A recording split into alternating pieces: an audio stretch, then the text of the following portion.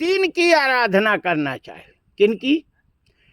पार्वती की और शंकर की और गणेश जी की।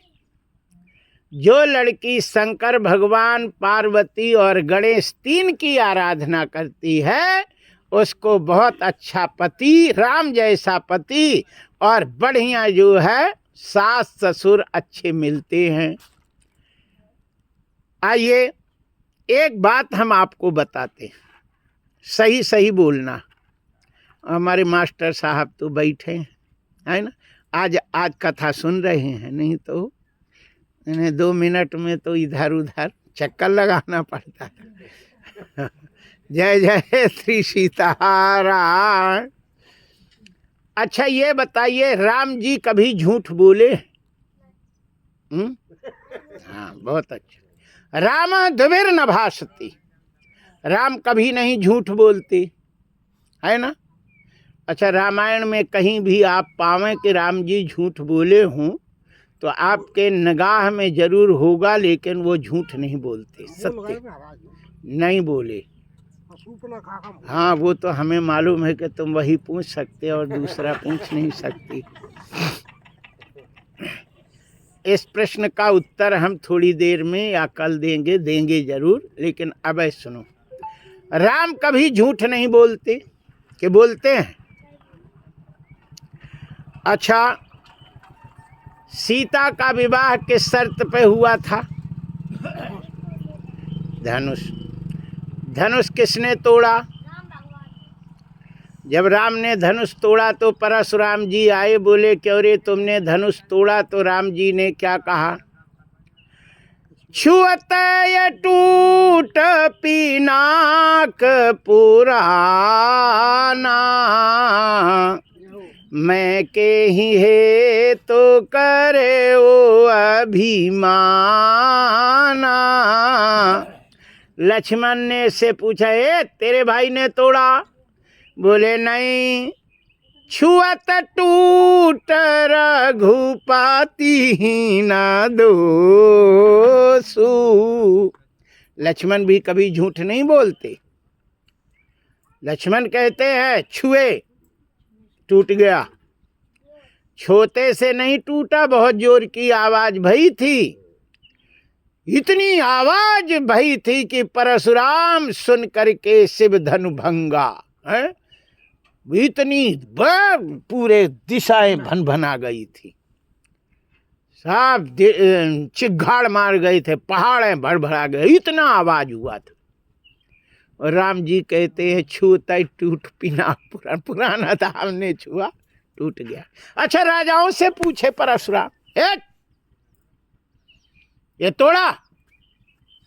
राजाओं ने कहा मैं सही कहूंगा।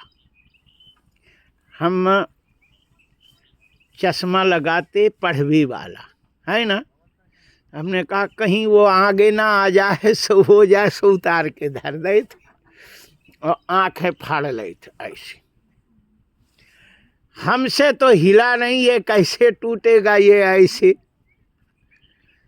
तो लेत चढ़ावत खींचत गाढ़े, लखा न कोई रहा सब ठाड़े।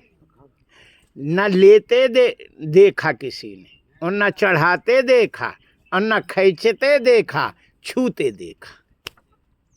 सब राजाओं ने कहा छुए भर हैं, एक हाथ से दूसरा हाथ नहीं लगाए, हाय से छुए और तड़ाक हो गया, टूट गया। सो धनुष किसने तोड़ा? है?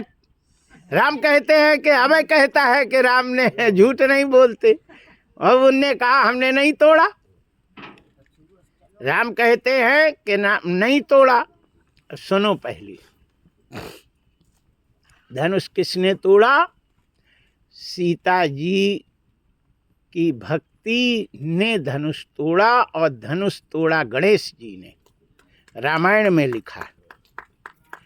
सीता जी ने राम जी को देखा। देखो, हम बना के कुछ नहीं कह रहे, एक भी शब्द बना के नहीं कह रहे, जो लिखा है वही कह रहे हैं। आप लोग समझदार हैं, और कहीं बना के हुए तो हमको बताना। सीता जी ने जब राम जी को पहली बार देखा तो कहाँ देखा? पुष्प वाटिका में। का करते देखा, फूल तोड़ते देखा। महीना कौन था? अगहन का महीना था, और अगहन के महीना में ठंड तो रपट के पड़ी रही है ना। और सवेरे पसीना का तो कोई सवाल ही नहीं होता। पसीना तो वही आता है श्रम बिंदु। मेहनत का पसीना तो आ सकता है, लेकिन वैसे पसीना नहीं आ सकता। लेकिन सीता जी ने जब फूल को तोड़ते, डाली को नीचे करके तोड़ रहे थे, तो श्रम बंधु सुहाए, श्रम का पसीना देखा। सीता समझ गई कि ये इतना सुकुमार है कि डाली नीचे कर रहे तो इनको पसीना आ रहा, सो धनुष कैसे तोड़ेंगी? धनुष नहीं तोड़ सकते। इसलिए सीता जी ने गणेश जी से कहा कि गणनायक वर दायक देवा, आज लगे ओ की न्यो तू सेवा। गणनायक वर दायक देवा, आज लगे ओ की न्यो तू सेवा। ए गणेश जी, आज तक मैंने तुमसे सेवा करी, लेकिन हमने तुमसे कुछ मांगा नहीं।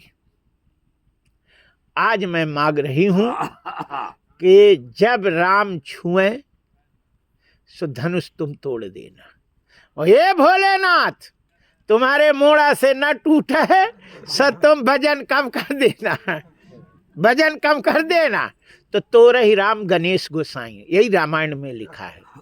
तोरहि राम गणेश गोसाई, राम तोड़ने के लिए थे और गणेश जी ने धनुष तोड़ा, इसलिए राम जी छुए और गणेश जी ने तड़ाक से तोड़ दिया, है ना।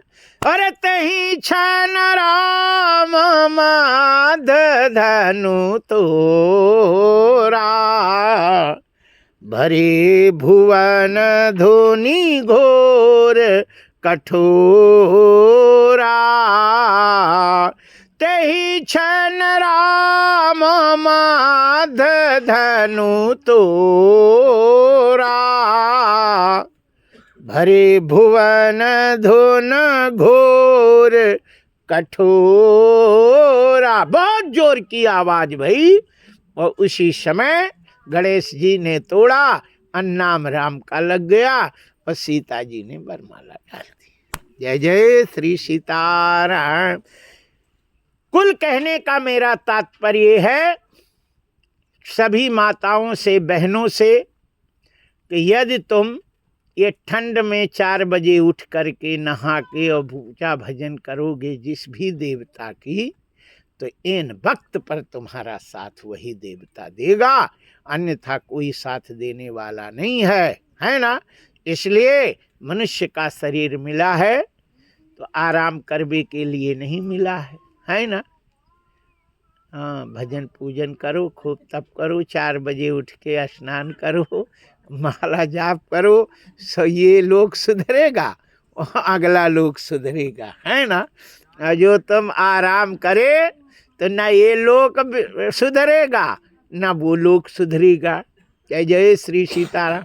हमारे परीक्षित जी कहते हैं कि राम ने झूठ बोला, तो इसके लिए हम आपको बता रहे हैं कि भगवान श्री राम जी जैसे ही अगस्त मुनि सुतीक्षण के पास जाते हैं और उन्होंने पश्चिम के तरफ देखा तो सफ़ेद पहाड़ था। राम जी ने पूछा कि ये सफ़ेद पहाड़ तो हमने देखा नहीं, ये सफ़ेद पहाड़ कैसे है? उन्होंने कहा निश्चरों ने पूरे महात्माओं को खा के और हड्डी फेंके हैं, है ना, हड्डी फेंके हैं। तो राम जी ने कहो दद्दा महात्माओं को खा खा के हड्डी। इसलिए राम जी ने ना आओ देखा ना ताव देखा, निश्चर ही न करो मही, अभुज उठाए प्रण कीन, सकल मुनिन के आश्रम ही जाए जाए सुख दीन। प्रतिज्ञा की कि पृथ्वी से मैं निश्चरों को विहीन कर दूंगा, पृथ्वी से निश्चरहीन करो मैं। अच्छा, शूर्पणखा के पति का नाम क्या था, किसी को मालूम है? विद्युत जिह्वा। उसको किसने मारा था? रावण ने। रावण ने जब, भाई ने ही जब बहन का घर उजाड़ दिया तो शूर्पणखा ने प्रतिज्ञा की थी कि मैं पृथ्वी से निश्चरों को विहीन कर दूंगी। तो जैसे भगवान राम पंचवटी में पहुंचे तो वहां शूर्पणखा कहती है कि तुम सन पुरुष नमो सम नारी, अस संयोग विधि रचा विचारी। तुम्हारे जैसा कोई पुरुष नहीं है जो पृथ्वी से निश्चर विहीन की प्रतिज्ञा की हो, और मेरे जैसी कोई स्त्री नहीं है जो पृथ्वी से निश्चरों को विहीन करने की प्रतिज्ञा की हो। ऐसा संयोग बना है, हम दोनों मिल के निश्चरों का विहीन करें। तो राम जी ने कहा, सीताई चीताई कही प्रभु बाता, अहई कुमार मोर लघु भ्राता। जब राम जी ने निश्चर विहीन की प्रतिज्ञा की तो सीता जी ने राम जी से कहा, स्वामी जी आपने अपने जीवन में ये पहली गलती करी। क्या? बोले शास्त्र कहता है कि अकारण विरोध करने वाले का कभी कल्याण नहीं होता, विनाश हो जाता है। कोई कारण ना हो, विरोध कर लो। अच्छा, निश्चरों के आपका कोई कारण है नहीं और आपने विहीन की प्रतिज्ञा कर ली।